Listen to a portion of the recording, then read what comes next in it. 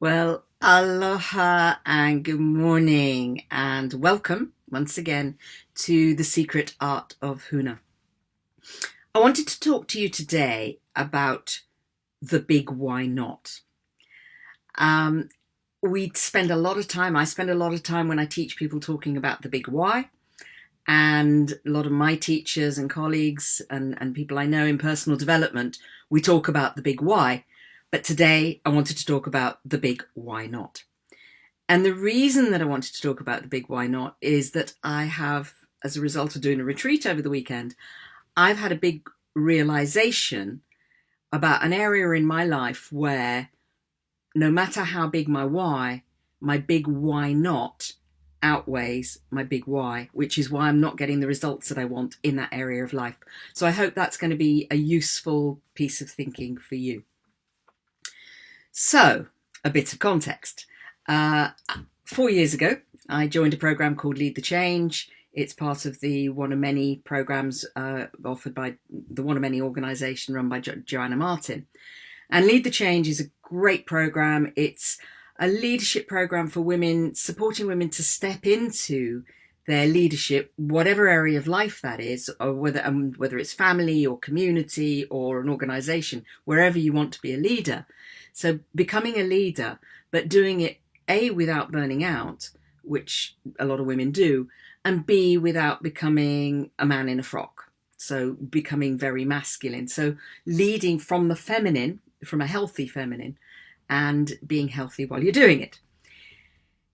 There are, the program's got many components, but one of the components is 4 retreats. There's the wealth retreat, there's the love retreat, there's the fulfillment retreat, which is about career and vocation, and there's the health and vitality retreat.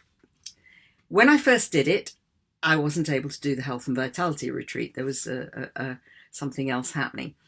And so I put it off. And for the last couple of years, I've not been able to do it. There's always been something, it's usually clashed with my twice yearly trip to teach in Hawaii. Anyway, this year I could do it.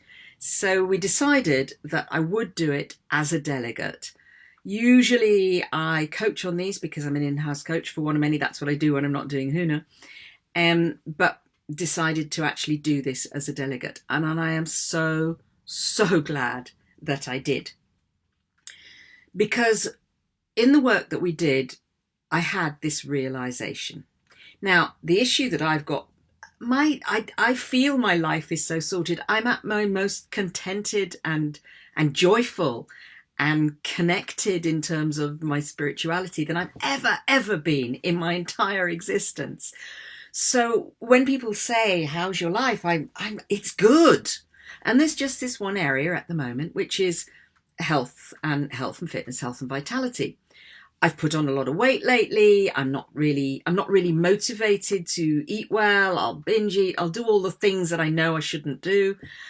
And I'm not particularly motivated to move much. That's even, walking around, getting up, doing stuff. I'm leading a very sedentary lifestyle.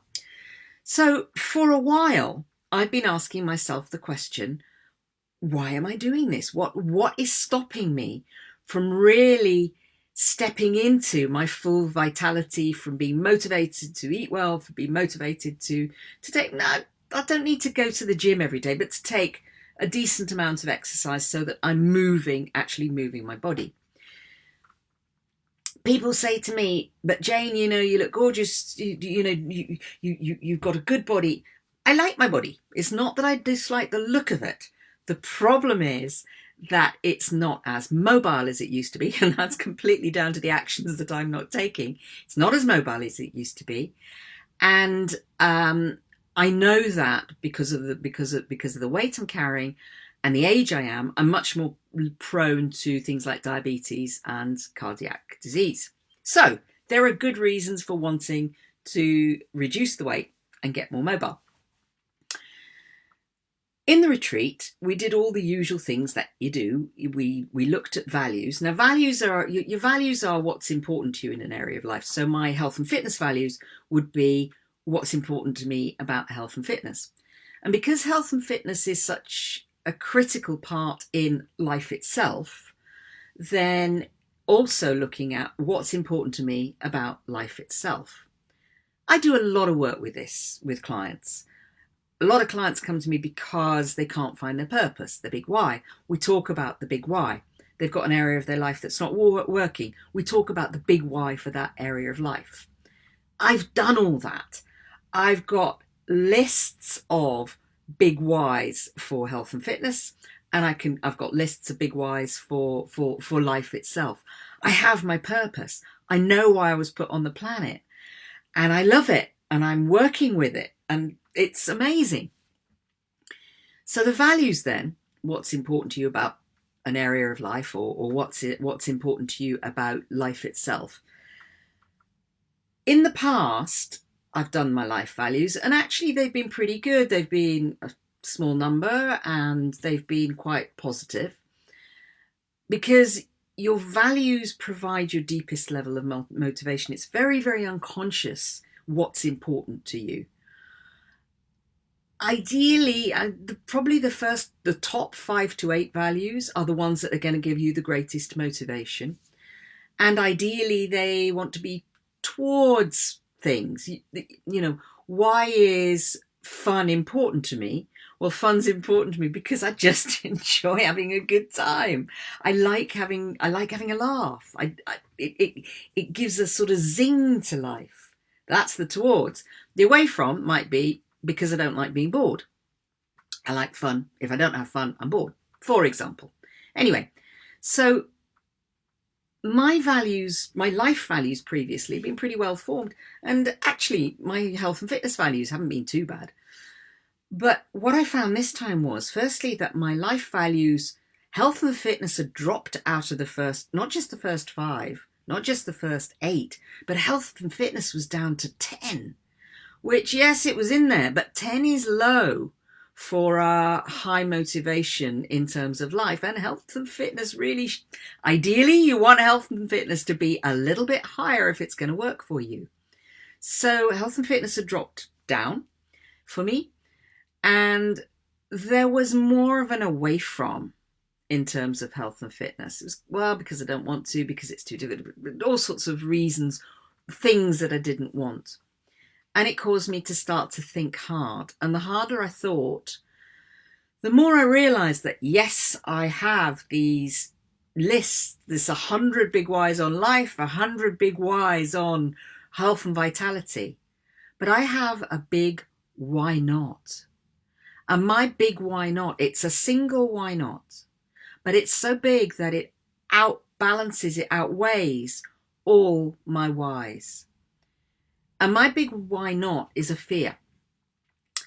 And this particular fear for me is a fear of lonely old age with dementia. Dementia's a pattern in my mum's family. So specifically, a lonely, painful old age with dementia. And the fear of that is stopping me from doing the things that could give me a happy, active, long old age.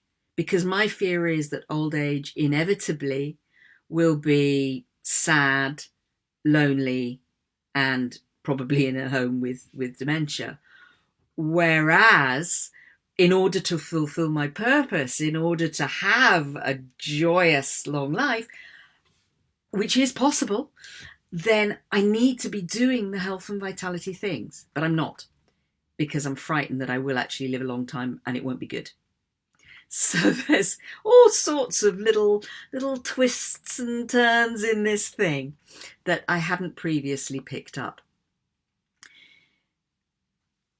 There's a bit more journaling to do. There's a bit more pulling out the bits and pieces to do.